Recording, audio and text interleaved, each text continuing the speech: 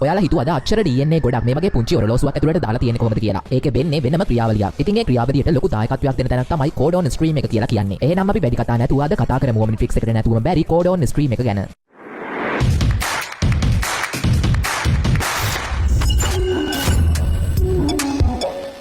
මේ කෝඩෝන් ස්ට්‍රීම් එක කියලා කියන්නේ ඔම්නිට්‍රික්ස් එකේ නිර්මාතෘ වෙන ඇස්මිත් විසින් නිර්මාණය කරපු ශීරපත මන්දාකිනියේ සහ ඊට එහා ඉන්න ජීවීන්ගේ DNA එකතු වෙලා හැදිලා තියෙන ද්‍රව දත්ත ගබඩාවක්. ඒ වගේම මේ ස්ට්‍රීම් එකේ විවිධ ජීවීන්ගේ ජාන වර්ග ලක්ෂ ගණනක් ඇතුළත් වෙලා තියෙනවා. ඉතින් ඇස්මිත් මේ කෝඩෝන් ස්ට්‍රීම් එකට DNA එකතු කරන්න යුනිට්‍රික්ස් වගේ බහලුම් වල වගේම ප්‍රොටෝටයිප් ඔම්නිට්‍රික්ස් එක අල්ටිමේට්‍රික්ස් එක වගේ ට්‍රාන්ස්ෆෝමේෂන් ඩිවයිසස් යොදාගෙන තියෙනවා. මේ ස්ට්‍රීම් එක එහෙම නැත්නම් මේ ගංගාව ප්‍රයිමස් කියන ග්‍රහලෝකය පුරාවටම කොළ පාට ලාව වලින් පිරීලා තියෙන්නේ. ඒ වගේම මේ ගංගාව පටන් ගන්න ගිනි කන්දකින්. ඉතින් මේ ගිනි කන්ද හරියට DNA හදන බලාගාරයක් වගේ. ඉතින් දැන් ඔයාලට ප්‍රශ්නයක් ඇති මේ කෝඩෝන් ස්ට්‍රීම් එක කොහොමද ප්‍රොටෝටයිප් ඔම්නිට්‍රික්ස් එකට සහ අල්ටිමේට්‍රික්ස් එකට සම්බන්ධ වෙන්නේ කියලා. ඒක වෙන්නේ මෙහෙමයි. මේ කෝඩෝන් ස්ට්‍රීම් එක ප්‍රොටෝටයිප් ඔම්නිට්‍රික්ස් එකටයි අල්ටිමේට්‍රික්ස් එකටයි දෙකටම වයර්ලස් විදියට සම්බන්ධ වෙලා තියෙන්නේ. ඉතින් අපේ බෙන්ජියා ඔම්නිට්‍රික්ස් එක ඔන් කරලා යාට ඕන ජීවියව ගන්න ඔම්නිට්‍රික්ස් එකට ගහනකොට ඔම්නිට්‍රික්ස් එක අපිට හිතා ගන්නවත් බැරි තරම් වේගකින් ප්‍රයිමස් වල තියෙන අර ගිනි කන්දට සිග්නල් එකක් යවනවා. ඊට පස්සේ එතනින් ස්ට්‍රීම් එක පුරාවට මේ සිග්නල් එක යවලා ඒ තෝරපු ජීවියාගේ DNA සම්බන්ධ කරලා ඒ සිග්නල් එක ඔම්නිට්‍රික්ස් එකට දෙනවා. ඉතින් ඔන්න ඔය විදියට තමයි අපේ බෙන්ජියා ඒලියන් කෙනෙක් විදියට හැරෙන්නේ. ඉතින් මේක ගොඩක් සංකීර්ණ වැඩක් වගේ පෙනුනට ඔම්නිට්‍රික්ස් එකට මේක කරන්න ගත වෙන්නේ තප්පර ගානයි. මේ යවන සිග්නල් එක ගොඩක් ශක්තිමත් වගේම ගොඩක් වේගවත්. මේ නිසා විශ්වයේ ඕනම මානයක ඉඳන් ඔම්නිට්‍රික්ස් එකෙන් එවන සිග්නල් එකක් සම්බන්ධ කරගන්න කෝඩෝන් ස්ට්‍රීම් එකට පුළුවන්. ඒ වගේම තමයි මේ කෝඩෝන් ස්ට්‍රීම් එක අදාළ වෙන්නේ ප්‍රොටෝටයිප් ඔම්නිට්‍රික්ස් එකටයි අල්ටිමේට්‍රික්ස් එකටයි විතරයි. මොකද ඒ දෙක පරණ version දෙකක්. කම්ප්ලීටඩ් version එකේදී ඇස්මිත් ඔම්නිට්‍රික්ස් එක ඇතුළට මේ DNA පරිගණකගත කරලායි තියෙන්නේ. ඒක නිසා කෝඩෝන් ස්ට්‍රීම් එක අවශ්‍ය වෙන්නේ නැහැ. ඉතින් ඔන්න ඔය ටික තමයි සරලවම කෝඩෝන් ස්ට්‍රීම් එක ගැන කියන්න තියෙන්නේ. ඉතින් මම හිතනවා ඔයාලා මේ පුංචි වීඩියෝ එකෙන් විනෝද වෙන්න ඇති කියලා. එහෙනම් අපි තවත් මේ වගේ වීඩියෝ එකකින් ඉක්මනට හම්බ වෙමු. එතකල් පරිස්සමට ඉන්න. ජය වේවා.